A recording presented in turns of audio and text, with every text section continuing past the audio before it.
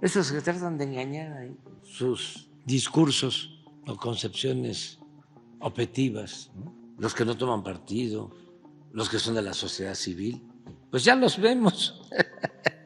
¿Cómo se van quitando la máscara? Somos independientes, no tenemos nada que ver con los partidos. Fuchi los partidos, ay, yo no tengo partido, yo soy independiente. Me visto de blanco, ¿no?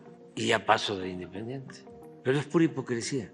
Más en tiempos de definición. Poco a poco, ¿no? Vamos enseñando el cobre. Además, ya lo doy por asentado. Son unos viles calumniadores nuestros adversarios del bloque conservador, porque así es la derecha en todo el mundo. Son muy falsarios, muy hipócritas, muy corruptos, clasistas, racistas. Realmente fue una marcha ciudadana y como lo dije, realmente pues la gente me apoya porque sabe que yo voy a defender la democracia. El punto más grave es que el presidente ha mencionado 167 veces el tema del golpe de Estado técnico, que siendo el presidente de la República todavía no acabo de entender la razón de insistir en el punto. Entonces, y es delicadísimo. Es delicadísimo. Y es el presidente y es muchos, digamos, del aparato opinocrático afín al presidente, ¿no? A mí me parece una irresponsabilidad profunda, porque además, ¿cómo le das un golpe de Estado a un señor que tiene el ejército? No, el 60% de aprobación. Yo mismo le decía, ¿quieres mantener tus principios, tus valores, tus convicciones? No te metas a la política. ¿Quieres tener éxito en la política? Haz a un lado tus valores. Pero se puede hacer política de otra manera. Es la pragmatismo. Claro, desde afuera podemos condenar moralmente, pero el pragmatismo para el que está adentro compitiendo, pues de repente tienes que decir mentiras, y a veces deliberadamente, a veces simplemente son las que te dan. Y creo que sí, la marcha fue un acontecimiento pues importantísimo, sí, y fue un enorme éxito de la oposición. Sí. Y aquí sí es de la oposición, sí, no es de la ciudadanía en el sentido de que defiende una causa ciudadana, el INE, la Corte, esto, lo otro. Fue una marcha de apoyo a la candidatura de Xóchitl Gálvez. Sí. Que si debió haber sido eso, no sé, eso fue. Sí. Y me pareció que en ese sentido fue realmente un éxito enorme. La prensa, ya lo hemos dicho, no solo en México, en el mundo, no tiene como propósito fundamental informar con objetividad, con profesionalismo, sino ayudar a los opresores y a los corruptos. Y luego hay otro grupo, que son los pseudointelectuales, que también actúan como alcahuetes de la oligarquía corrupta. Esos legitiman con toda una retacería de pseudoteorías el por qué tiene que mantenerse el régimen. Se atreven a hablar de libertades, acuden a invocar la democracia y todos ellos, o la mayoría, también para no generalizar, al servicio del régimen, vendidos o alquilados, vividores al servicio del régimen de opresión, aparentemente académicos, estudiosos, pero nunca defienden al pueblo. Son vasallos, son empleados serviles de la oligarquía en los países. Estamos en México a muy poquitos días de la elección y se acaban los recursos de la oposición para poder emparejar el tablero, recursos que, hay que decirlo, en los últimos días han sido muy desesperados. Una marcha supuestamente ciudadana que no lo fue, intelectuales que se descaran, un go negative que no salió a pesar de los grandes esfuerzos y ya hasta inventos sobre encuestas en los últimos días, ridículo tras ridículo, de una Xóchitl Gálvez que todavía está entre 20 y 30, según todas las encuestas, puntos porcentuales lejos de Claudia Sheinbaum. ¿Qué recursos hay todavía que pueda usar esta oposición? Vamos a platicar de todo esto. Esto es En Re.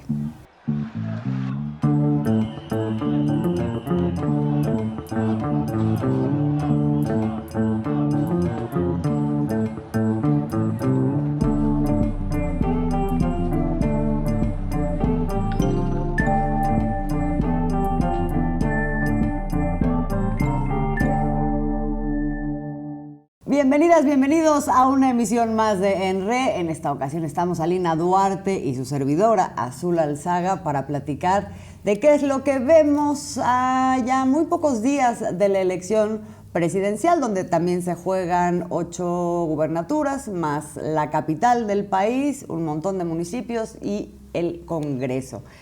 Vemos una oposición, ya lo estábamos comentando, muy desesperada, Alina, y creo que podemos ir desmenuzando más o menos los elementos que conforman esta radiografía que queremos hacer de lo que es un muy lastimero espejo de la oposición en este momento, que se ve muy claramente perdida frente al muy posible triunfo de Claudia Sheinbaum y que cada vez que quiere dar un paso hacia adelante pareciera que da 3 para atrás. Empecemos por la marcha de la Marea Rosa, una marcha que, a ver, hay que decirlo así, es una movilización, le pusieron una marca con los colores del Instituto Nacional Electoral, el árbitro electoral, para no usar los colores de los partidos políticos que arropan a Xóchitl Gálvez. Pero no solo eso, siempre se presentó esa movilización como una movilización ciudadana, apartada de los partidos políticos y que abrazaba más bien ciertas causas. ¿Qué causas? La democracia, que no prevaleciera en nuestro país un supuesto autoritarismo, que no se violara la división de poderes, todo esto evidentemente donde el gran enemigo era el gobierno, pero con causas que, pues, ¿quién podría decir que no queremos, ¿no? Que no queremos defender esas causas? Se quita el velo en esta última ocasión, esta movilización, y los principales oradores de esa marcha son Xóchitl Gálvez, la candidata de Fuerza y Corazón por México, PRI-PAN-PRD, y Santiago Taboada, el candidato de las mismas siglas por la Ciudad de México. ¿Qué viste? Pues mira, primero decir, esta marea rosa, ¿no? Esto que mencionas es fundamental. Utilizaron primero los colores de un Instituto Nacional Electoral que ha venido beneficiando a todos estos partidos históricamente. Dijeron que primero ellos defendían al Instituto Nacional Electoral de este autoritarismo y dictadura rapaz. Sin embargo, en los últimos días el propio Instituto Electoral termina diciendo como, oigan, no usen los colores del INE, ¿no? Y entonces ellos empiezan, primero era yo defiendo al INE, hashtag yo defiendo al INE, y después yo uso el color rosa y no les estamos pidiendo permiso, y empezaron una campaña para defender un color. O sea, han pasado por una cosa absolutamente, de verdad, demencial. Y el INE, bueno, terminan incluso cuestionando al INE. Exacto. Con el cual se habían organizado en torno a él. Pero a ver, no es un INE del 2024, es un INE que avaló un fraude electoral en el año 2006 a todas luces. Hubo pruebas, no podemos decir que ganó legítimamente Felipe Calderón, fue toda una estrategia colosal para que ganara. En el año 2012 hubo una compra de voto masiva con pruebas contundentes y ese mismo órgano electoral se hizo de la vista gorda. En el caso del 2018 fue el voto tan masivo lo que pues logró desmantelar esos intentos de que la autoridad electoral de la mano con estos partidos lograran tener otro fraude. Entonces ese INE es el que ahora terminan cuestionando porque les dicen solo no usen el color, y recordemos el episodio también donde Xóchitl Gálvez le da sugerencias al INE de hacer una campaña electoral y ella la publica y le pone los logotipos del INE.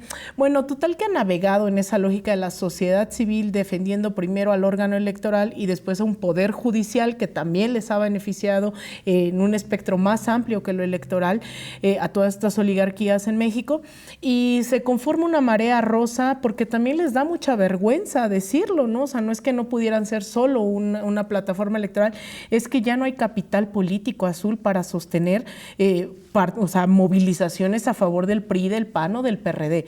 Tienen que inventarse una careta de la sociedad civil con un color nuevo que logre aglutinar y convencer a la gente de que no son los mismos de siempre, a pesar de que esta coalición que jugó en lo electoral, pues veíamos a los mismos personajes que deshicieron este país, ¿no? O sea, desde las Beatriz Paredes, a la Claudia Ruiz Massieu, a los Alito Moreno, a los Claudio X González, todos esos personajes que reconocemos como pues hasta enemigos de clase de los 80s, 90s, son los que crearon esta alianza, primero de Fuerza y Corazón, y trataron de fingir que era algo diferente esta marea rosa.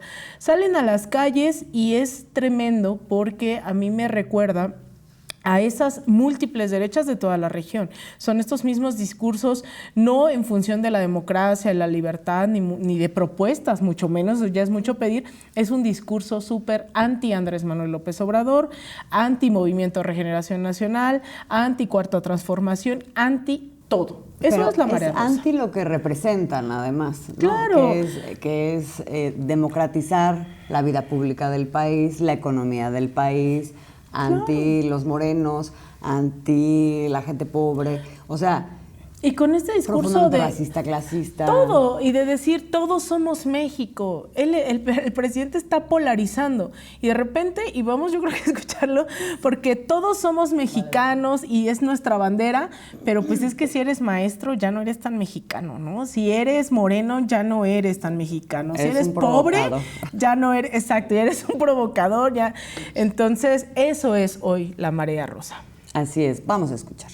Soy una persona de 86 años y quiero luchar no por mí, por los que vienen y que estos zurros, perdón por la palabra, de mierda, no gobiernen a nuestro México, que se vayan por donde vinieron y se regresen a su rancho. No es posible que el gobierno diga, bueno, yo me voy a quedar con tu casa y se lo voy a dar a quien yo considere.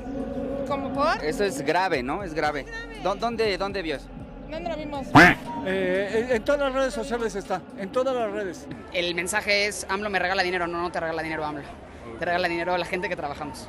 Sobre todo que no entre una constitución que quiere meter Morena, que creo que nos va a afectar a muchos mexicanos el artículo 138. 138, el artículo 138 constitucional. De ellos, que están proponiendo ellos. ¿Cuál es? El equipo de Morena. ¿De qué va esa propuesta? ¿Nos puede decir?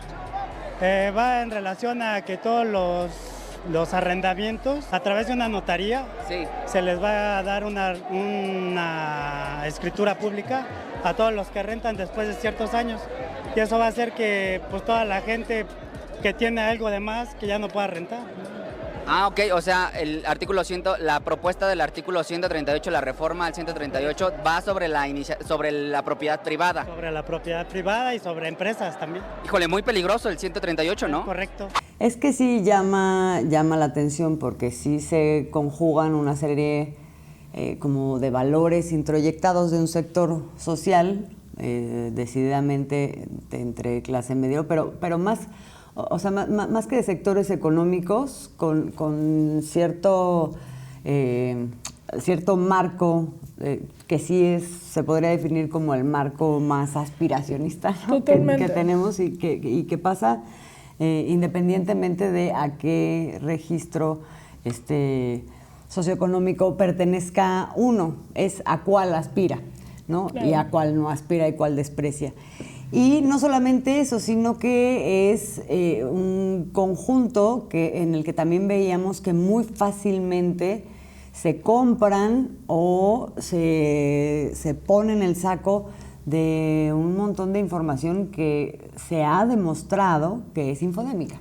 Por ejemplo, él está repitiendo lo del narcopresidente, la narcopresidenta, cuestiones de lo cual no hay un solo dato, una sola evidencia.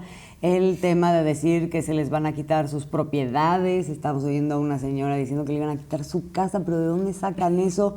Y se lo van a dar a alguien más. Se lo van a dar a alguien más. Uno no lo sabe, pero lo repiten con una convicción, como para agarrarse de decir estamos defendiendo algo justo, o luego esta otra cosa de es que no quiero que me quiten mi dinero para que se los den a los flojos de allá, no, que les den trabajo, o sea, como que se quieren justificar de que sí están por una cosa que más o menos sea aceptable, cuando en realidad lo que están haciendo es proteger, defender que regrese un régimen que es el régimen de las desigualdades en México y basados en una gran cantidad de desinformación. Esas son como las grandes características que uno vio en la calle, con un montón de violencia, ya discurso de odio, incluso hubo varios periodistas, o cuando menos uno que fue muy viral, que es el periodista Hernán Gómez, que fue incluso sapeado, ¿no?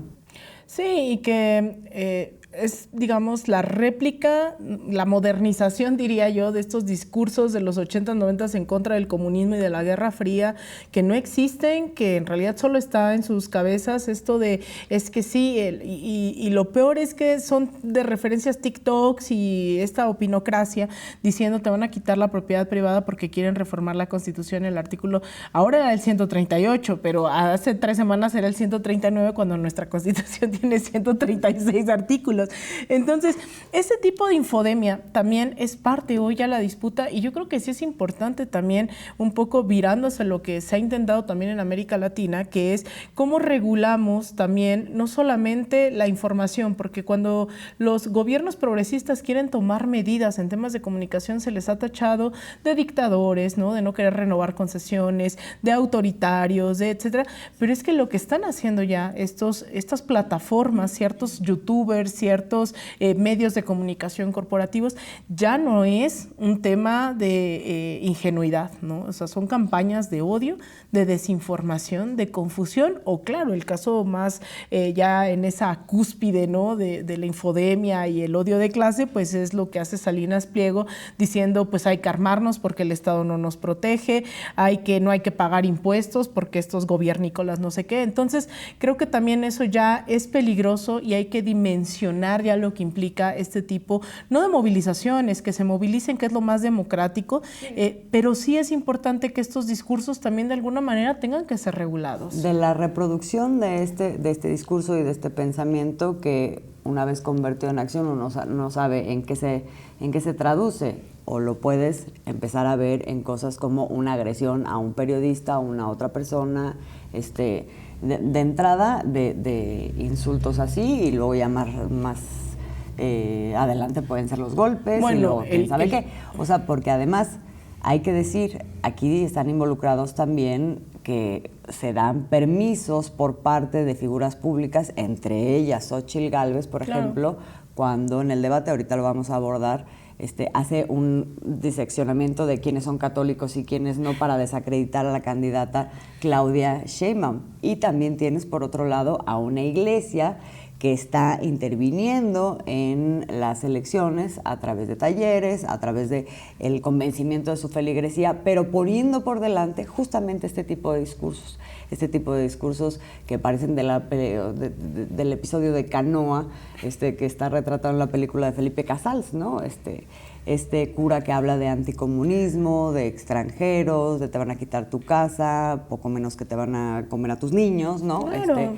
Y espantando a la gente y además con una cierta autoridad. Entonces, sí, efectivamente creo que no es algo que se pueda minimizar y decir, esto está pasando y es parte de la normalidad democrática. Hay una parte que sí, y que bien que haya esta clase de expresiones como lo es una movilización pacífica, pero sí hay que estar muy atentos de qué es lo que se está moviendo ahí. Además, en medio de una gran simulación y un gran engaño, que es que vimos lo que decía la gente a pie de calle de por qué iba, por qué estaba, qué están pensando, qué están sintiendo, pero luego vamos a escuchar, y esto sí es que te rompe la cabeza, ¿no?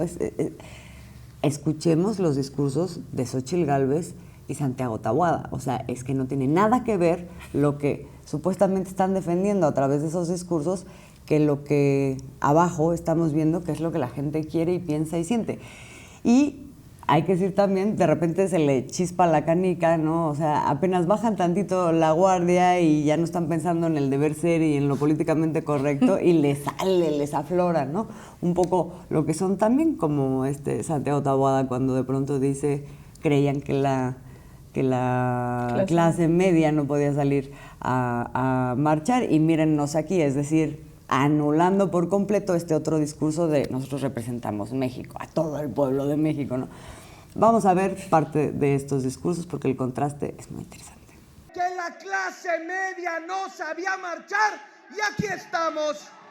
Cuando los mexicanos del futuro nos miren a los ojos, podremos sostenerles la mirada y les diremos con orgullo, sí, los mexicanos de 2024 respondimos al llamado de la República para defenderla.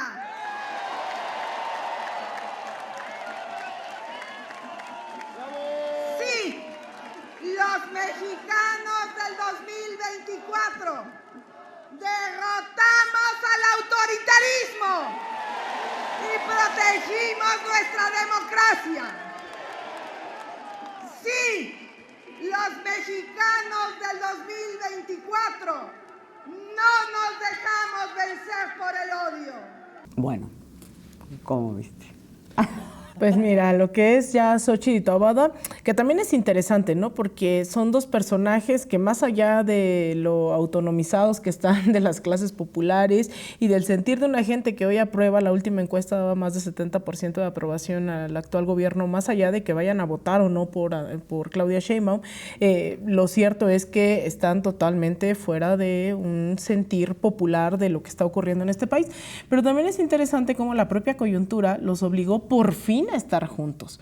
Es que hicieron campaña totalmente separados, ¿no? Incluso estaba ya dividido los intereses, por ejemplo, Claudio X, que le apostó directamente a una Xóchitl Gálvez y prácticamente fue el que le coordinó la campaña y cómo sí, cómo no, y de repente estaban o no estaban los dirigentes del partido que también pues les valía, pero a quien sí estaban arropando, quien tenía otro tipo de apapacho, pues era Santiago Taboada, en donde están poniendo, y hay que volver a insistir, todas sus canicas la oposición hoy, ¿no? O sea, hoy en esta ciudad, salvo que tú me digas lo contrario, me toca recorrer la ciudad todos los días por todas las delegaciones, todas las alcaldías, y prácticamente Xóchitl está desaparecida, ¿no? O sea, uno encontrará, la vez pasada estaba yo rumbo a Chapultepec y una que otra lona, porque claro, pues ya acercándose a las lomas, no descarto que haya un montón de publicidad de Xóchitl Gálvez, pero en general ya no hay espectaculares, ya no hay publicidad. Xóchitl Gálvez ya no existe en la Ciudad de México, pero la cara de Taboada, el nombre de Taboada, todos los candidatos del PRI, PAN, PRD,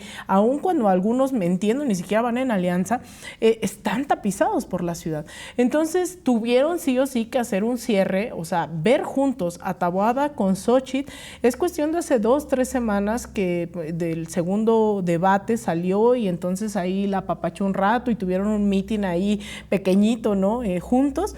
Sin embargo, también ya, bueno, ahora en este cierre no le queda de otra, porque creo que le resta más ya a Taboada estar junto a Xóchitl Gálvez que estar por separado. Entonces, bueno, esta disociación es lo que hablábamos, ¿no? Asumen que México es de todos, pero pues es que hay de mexicanos a mexicanos, exacto, ¿no? Exacto. Entonces, unos más iguales que sí, otros. entonces entre más güerito, pues eres más bienvenido a sus mítines, entre mayor adquisición tengas, mayor poder adquisitivo tengas, también eres mejor recibido.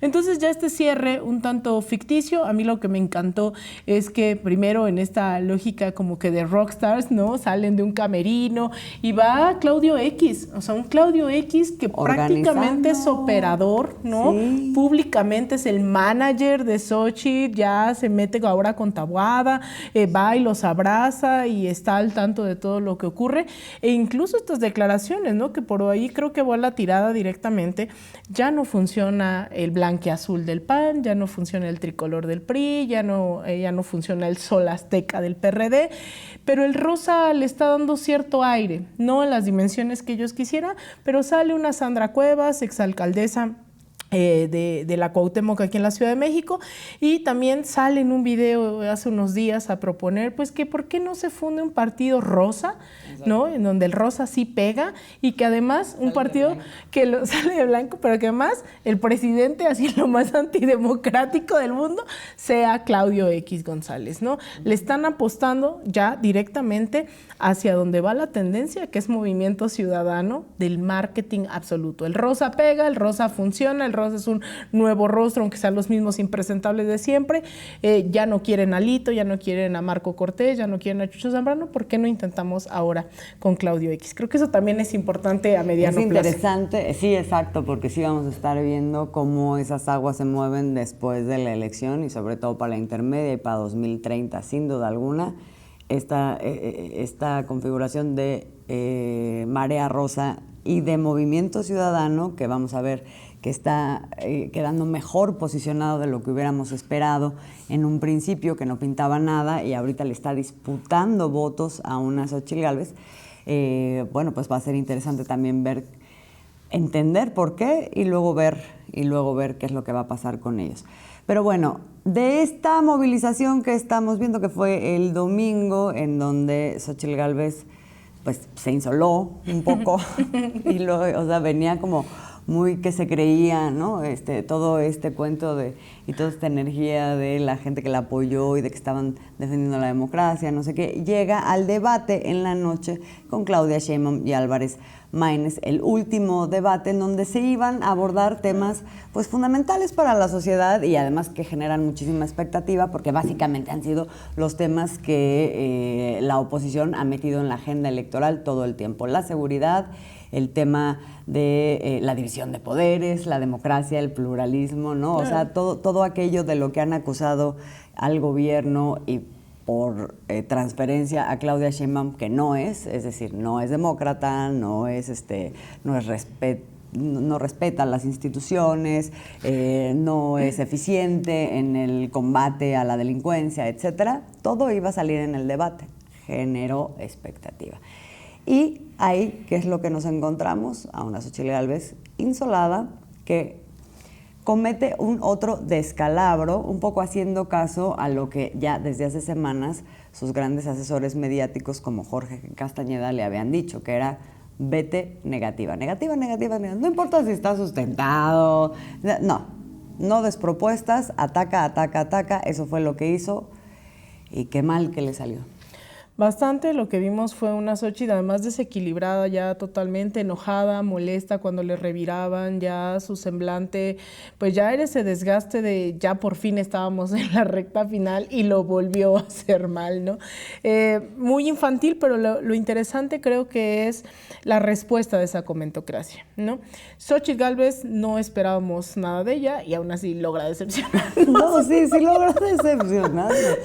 Porque sacan las acusaciones que dices, esta es la mía, como toma, la que hace abuelo contra Mario Delgado, y así, no, o sea, al abismo total. Todo decía esta semana como cuando alguien cuenta un chiste malo y es súper incómodo, empiezan a hacer como... Decía Daniela Pastrana hace unos días que es como esta lucha perpetua entre el coyote y el correcaminos. Todo el tiempo le están poniendo trampas, ¿no?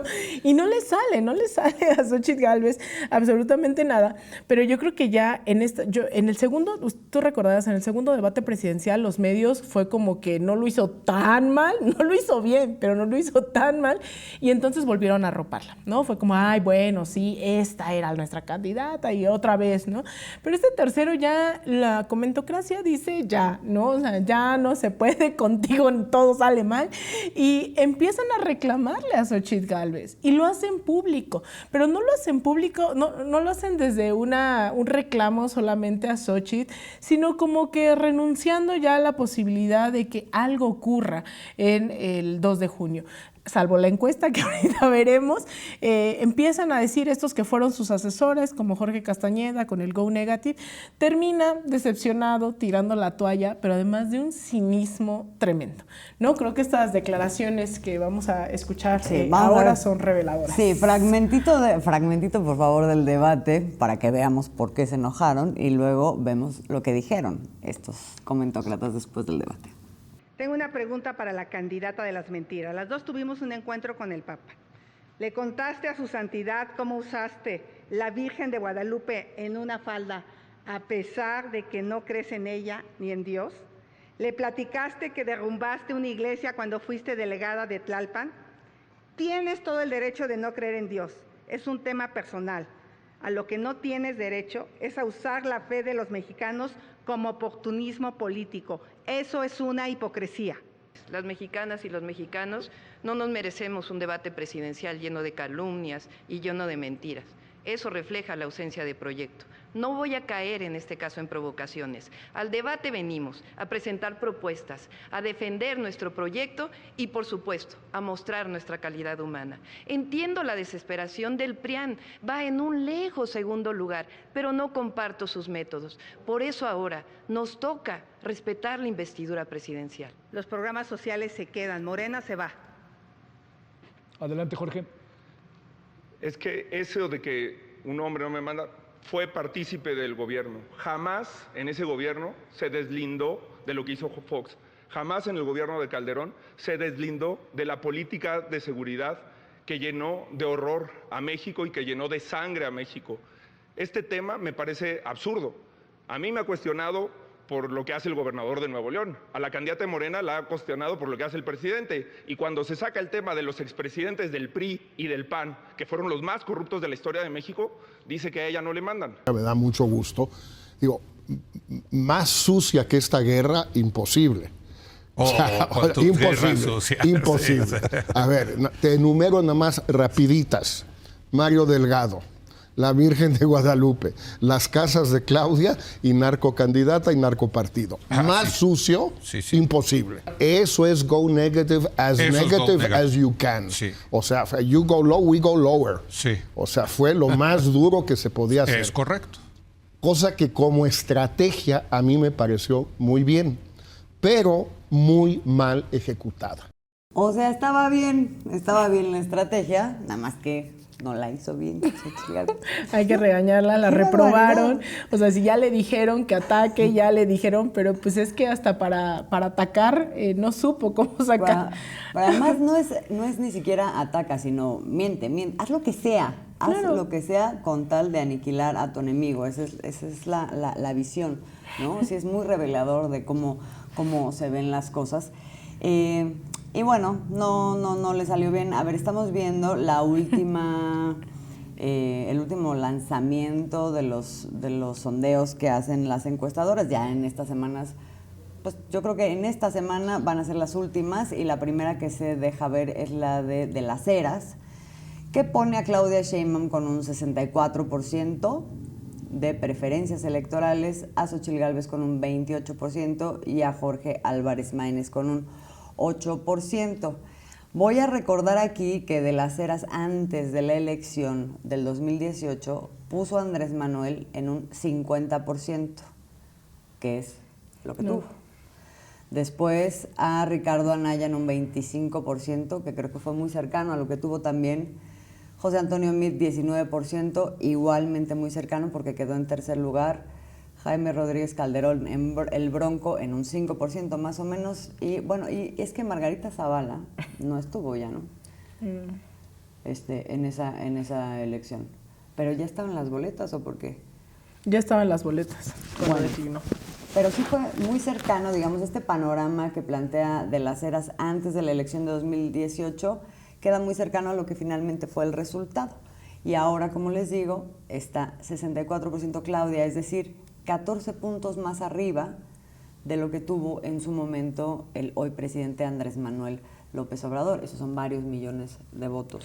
Aline. Sí, y de hecho ya en esta de Pulse MX, que es la que ha venido haciendo una suma de todas las encuestas, ¿no? Un promedio de todas las encuestas, le da a Claudia Sheinbaum 55%, a Xochitl Gálvez 32% y también a Movimiento Ciudadano 12%. Es decir, hay 20 puntos en promedio, hay unas que, bueno, la diferencia... hay unos que le dan hasta 42 puntos de ventaja, que me parece totalmente fuera de lugar. Este de las Heras es 30 y tantos %, pero en eso está, ¿no? Entre 30 y 20%. Sí, más la o que menos menos le da es la de 15, y bueno, la de Massive Caller, que no la tengo aquí, que bueno, es una burla la de Massive Caller, y que hemos escuchado recientemente en redes sociales esta entrevista que le hacen al principio cuando eligen a candidata de Xochitl Gálvez, diciendo, bueno, yo quisiera encuestas serias para definir si yo voy de candidata o no. Dice, no como Massive Caller, que quien la paga la gana, ¿no? Sí. Y ahora es la única encuesta que ella defiende y con la cual sale a a presumir cifras, pero también, Azul, no hay que olvidar este crecimiento que ha tenido, más que crecimiento, pues que se mantenga en ese puntaje Movimiento Ciudadano, más allá de que hay algunos que sí le dan más, que la presencia mediática ha sido mayor. Es interesante porque también ha hecho caer en un tanto del desespero. O sea, ya no solo es con Claudia Sheinbaum la pelea, que en toda la contienda Xóchitl Gálvez se mantuvo atacando a Claudia Sheinbaum, sino que ahora han salido spots no firmados, pero hay que tener 2 dedos de frente para saber que son del PAN, atacando directamente a Movimiento Ciudadano, diciendo ustedes no son la nueva política, o sí, espérense, pero ahorita lo que se trata es de sacar a Morena, entonces van con nuestra candidata, o sacando un video recientemente estos días de Morena, ¿no? Diciendo vamos a tener aquí a nuestro aliado que también va a ayudar a confundir en contra de la otra candidata, haciendo referencia a Álvarez Maínez, que son spots, eso, que no vienen firmados, ni mucho menos, pero es claro que son una estrategia de un panismo desesperado, ya no solo por no ganar el primer lugar, sino por no quedar en tercer lugar. Lo veo bastante lejos, pero es que ese es el desespero y el nivel del absurdo y de la derrota a la que ha llegado el PAN, el PRI y el PRD. Que vale la pena que los veamos, por favor, porque también son cosas que se tienen que quedar en el testimonio. El spot donde llaman a los simpatizantes del Movimiento Ciudadano a votar por Xóchitl Gálvez. Queremos un México moderno, con energías limpias, un México incluyente, diferente. Sí, güey, todo eso está bien, pero con Xóchitl, porque ahorita lo que tenemos que hacer es sacar a Morena. Pues eso, sí, fueron varios días que ahorita se están como que calmando en vista de que además Xóchitl Gálvez se mantiene en una meseta, en algunas encuestas incluso baja, y Álvarez Maínez crece. Digo, tampoco es que crezca para que le alcance, pero efectivamente le está disputando, incluso también le disputa a Claudia Sheinbaum una parte, ¿no? O sea, esta parte liberal, como se ha logrado vender Álvarez Maínez, progresista, claro, que les habla a los jóvenes y todo, bueno, pues ahí medio ha disputado a las dos, pero pues a Claudia en realidad eso no le cuesta, a Xóchitl Gálvez le cuesta mucho, porque entonces la empareja un poco con Álvarez Maínez, y eso hace que ella quede más lejos todavía de Claudia Sheinbaum, pero ya veíamos toda esta desesperación, y una parte de esa desespero es uno de los ridículos más grandes que ha hecho Xóchitl Gálvez, pero que además se ha repetido a lo largo de toda la campaña, ¿no? Esta cosa de que hace algo para venderse como ganadora y se deslindan de ella, ¿no? Salen inmediatamente a desmentirla así de no, yo eso no es cierto, yo no fui, yo ni te topo, muchacha, ¿qué pasó? ¿No? Y ahora pasó con Citibanamex porque en un evento con agrónomos, me parece, estaba Xóchitl Gálvez y dice, es que Citibanamex sacó una encuesta y su servidora tiene 40%, Claudia Sheinbaum 39%, es decir, Claudia Sheinbaum abajo de ella, y bueno, ya Álvarez Maínez casi que ni lo menciona, ¿no? Y resulta que esta encuesta, en realidad, es la de Massive Caller, que llevan, o sea, ¿no? volteándola por 2-3 semanas, que ya nadie cree en ella, porque además todo el mundo sabe, pues, quién es esa encuestadora, que está relacionada con Xóchitl Gálvez, que es pagada, en fin, además es telefónica. Entonces nadie le da un crédito a Massive Caller, y para no decir, es un poco con lo que pasa con el color, ¿no?, de los partidos políticos, para no decir estoy con PRI, PAN, PRD, entonces Marea Rosa, para no decir que esta es la encuesta de Massive Caller, dice Citibanamex, la presentó Citibanamex, genera toda una confusión y empiezan a decir que Citibanamex. Hay otra encuesta, que no es la de Massive Caller, que le da la ventaja. Resulta que nuevamente tuvo que enfrentar que ahora Citibanamex salió a desmentirla. Dice, las fuentes de Citibanamex aclararon al Universal que la encuesta que mostró la candidata de Fuerza y Corazón por México era la única que le da la ventaja entre todos los sondeos que se incluyeron en la presentación, porque habían otros varios, y del compendio, dicho sea de paso, pues había una diferencia de 20 puntos entre Claudia Sheinbaum hasta arriba y luego Xóchitl Gálvez. Eso eran todas, excepto Massive Caller. Asimismo, de acuerdo con dicho medio, aclararon que no se alcanza a ver el nombre de la casa encuestadora, que es Massive Caller, y erróneamente se atribuyó a Citibanamex. E incluso destacaron, esto que acabo de decir, que de acuerdo con el análisis de esta área de Citibanamex, Sheinbaum registra poco más de 20 puntos porcentuales de ventaja en la intención de voto de los ponderados. Tremendo ridículazo, ¿no? Que se avienta a 10 días de la elección. No, es que esta batalla ya de los números no se sostiene, como no se sostiene el simple hecho de salir y en ese, insisto, privilegio que es recorrer este país, ¿no? E ir a varios estados, es que basta con hablar con la gente, ¿no? O sea, más allá de las encuestas, hoy la aprobación del gobierno, la aprobación del proyecto, la aprobación de que continúe ese proyecto es latente en todas partes. Sabemos que hay un terreno en disputa donde la derecha puede llegar a tener más presencia, que son las redes sociales, que podría ser por llamadas telefónicas, que dudamos bastante que se realicen con una encuesta con Massive Caller, que efectivamente ya en varios momentos, al menos en los últimos meses, veo que ya son 1, 2, 3, 4, 5 ocasiones en las que sube y baja Xochitl Gálvez, o sea, crece, baja, ¿no? Por arriba de Claudia Sheinbaum. Eso es totalmente insostenible. Hemos visto de manera permanente en todas las encuestas, ¿no? Aun cuando le lleguen a dar diferencia de más, menos, lo cierto es que la tendencia de una Claudia Sheinbaum desde el inicio de la contienda ha sido mucho mayor que la aprobación de Xochitl Gálvez. Lo que se ha venido moviendo en función de la definición de su candidato ha sido Movimiento Ciudadano, pero en realidad, bueno, vemos que las verdaderas disputas de Xochitl Gálvez han sido primero con la población que no decidía su voto. Recordarás que estaban un poco cerca entre el no sabe y el Xochitl Gálvez, era su peor enemigo, y ahora es un Movimiento Ciudadano, que además en el fondo no es solo Movimiento Ciudadano, no es la presidencia, sino es la posibilidad de disputar escaños en el Congreso, que además de la Ciudad de México, diría yo, es la segunda gran apuesta de la coalición.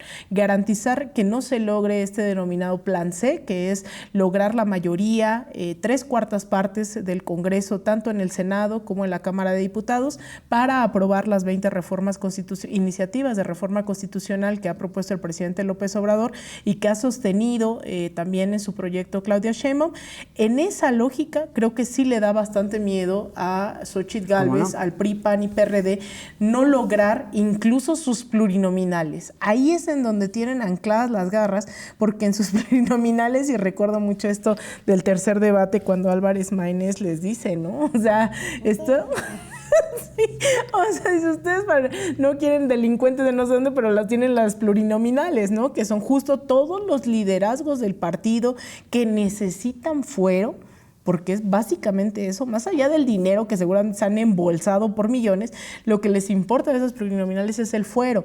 Entonces, esa gran disputa, creo que en eso están entrando, e insistir, Azul, estamos atendiendo un momento histórico donde pues muy posiblemente el PRD pierda el registro, al PRI tal vez le dé para sostener en algunos estados su registro, no lo sé, pero sí estamos ante la reconfiguración absoluta de la vida partidista en este país, con un Morena que está más fuerte que nunca, que ha ganado más de 22 gubernaturas, que va a ganar más de 22 gubernaturas en estas elecciones, y un Movimiento Ciudadano que a través del marketing, porque no tiene nada que perder y son los progresistas que quieren ser en un debate y los conservadores que quieren ser en otro, pero está creciendo y les funciona. Entonces también el PAN, que tiene una disputa interna también muy fuerte, creo que ese es el miedo realmente de llegar a las urnas y demostrar que su proyecto, así sea lo más mínimo como ciertos escaños, no lo puedan lograr.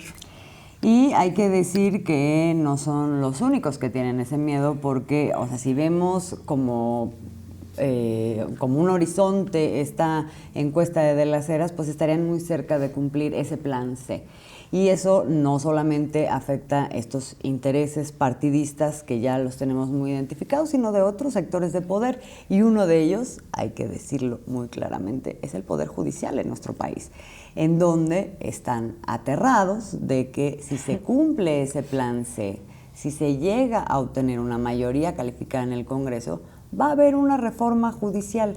Y por eso es también está, digamos, en el ambiente, está latente esta alianza que hay entre la oposición y una Suprema Corte de Justicia, particularmente la presidenta de la Suprema Corte de Justicia, en donde se acaba de revelar una reunión en diciembre entre esta presidenta de la Suprema Corte en casa de otro ministro que está también aliado con ella, con los magistrados de la institución que va a calificar la elección, que es el Tribunal Electoral del Poder Judicial de la Federación, y un elemento más, el presidente del partido político PRI, que es Alejandro Moreno.